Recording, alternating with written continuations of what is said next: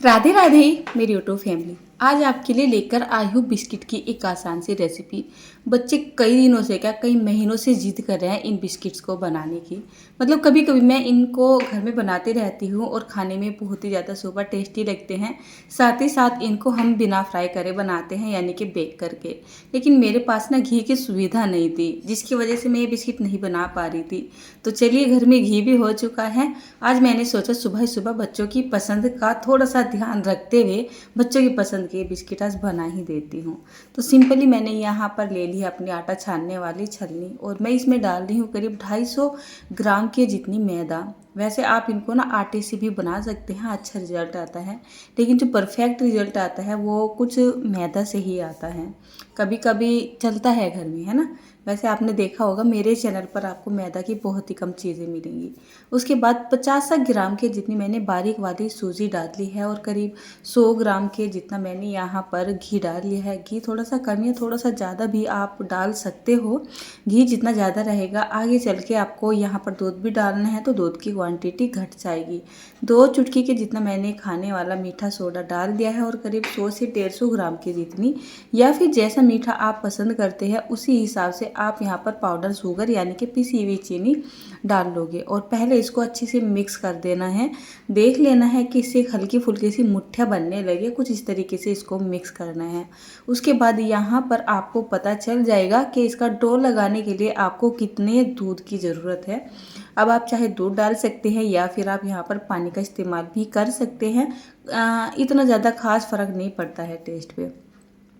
उसके बाद हमें इसका एक थोड़ा सॉफ्ट या फिर सेमी थिक डो लगा के तैयार कर लेना है।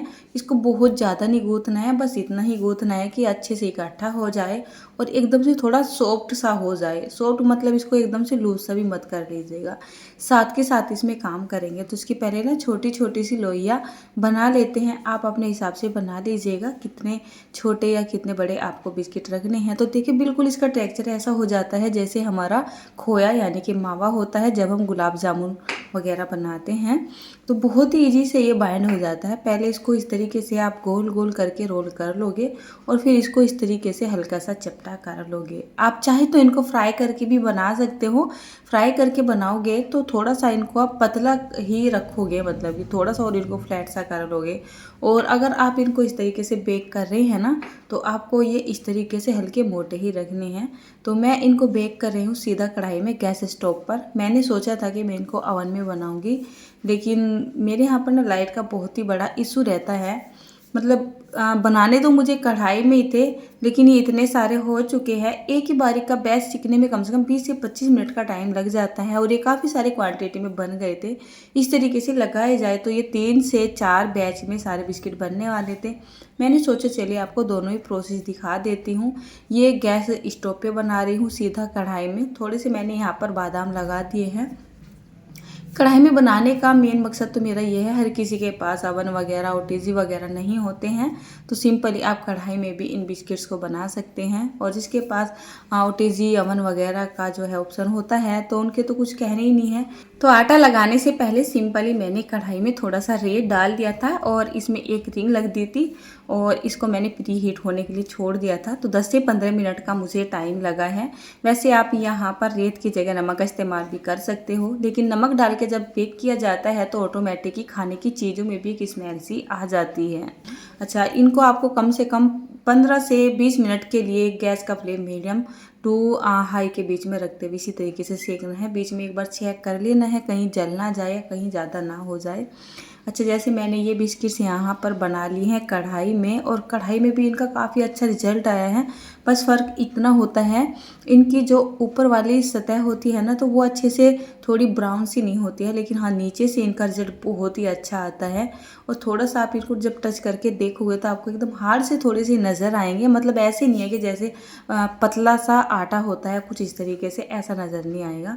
तब आप इनको निकाल लोगे। वैसे तो ये दूर से ही दिखाई दे रहे हैं कि यहाँ अच्छे से सीख के तैयार हो चुके हैं।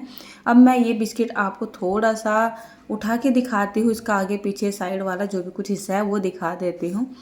अच्छा, कढ़ाई में बनाने का एक फ़ायदा ये तो हो जाता है, अगर इसकी ऊपर वाली जो सतह है ना वो ब्राउन सी हो जाती है, तो जो हमारे बादाम वगैरह है ना वो भी थोड़े जले-जले से महसूस देते हैं। अवन में लगभग में चारों तरफ से साइड एक जैसी सी हो जाती हैं, जिसकी वजह से थोड़े से जो हमारे ड्राई नट्स वगैरह लगाए जाते हैं वो भी थोड़े ज़्यादा से सीख जाते हैं, बट कढ़ाई में ऐसा नहीं होता है। कढ़ाई में मैं टेक्सचर आपको दिखा ही रही हूँ। सिंपली हमारी खाना खाने वाली प्लेट है। मैंने ना इसमें कोई बटर पेपर वगैरह लगाया था, हल्का सा इसमें जो है घी लगा दिया था और इनको ऐसे ही रख दिया था। तो जब ये सिकने लगते हैं थोड़े से साइज़ में फैल जाते हैं, बड़े हो जाते हैं, थोड़े से ऊपर को मोटे भी हो जाते हैं। तो आप देख ही सकते हैं, जैसे मैंने यहाँ पे बादाम लगाया था, बादाम वाला हिस्सा नीचे को जा रहा है और जो साइड वाला हिस्सा ऊपर ऑटोमेटिक ही ऊपर को आ रहा है। जाली भी आप बिल्कुल परफेक्ट देख ही सकते हो, ऐसी ही जाली सी बन रही है जैसे नॉर्मली मार्केट वाले बिस्किट में आते हैं। और खस्ता भी ऐसे ही बन रहे हैं, कुरकुरे भी ऐसे ही बन रहे हैं, बस थोड़े से रंग में ऊपर की तरफ कमी रह गई है, नीचे की तरफ तो कोई भी कमी नहीं रही है। तो जैसे कि आप यहाँ पर देख ही सकते हैं, कुछ बिस्किट्स मैंने बना लिए थे ये प्लेट में रख के कढ़ाई में, जिसमें 25 क्या मैं बोलती हूँ 25 से 30 मिनट का टाइम ही लग गया था।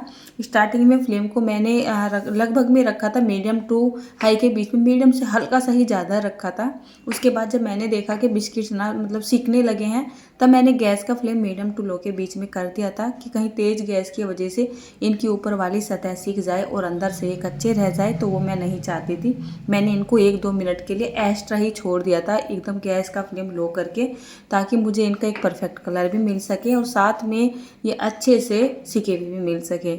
अवन वाले बिस्किट मैं आपको दिखाती, लेकिन जब मैं अवन के पास गई बिस्किट्स को लेकर बेक करने के लिए, हमारे यहाँ पर लाइट जा चुकी थी, फिर मैंने उन बिस्किट्स को फ्राई कर लिया था। तो आप यहाँ पर देख ही सकते हैं, बहुत ही बढ़िया ये बिस्किट कढ़ाई में भी बन के तैयार हो जाते हैं, थोड़ा सा टाइम ज़्यादा लगता है।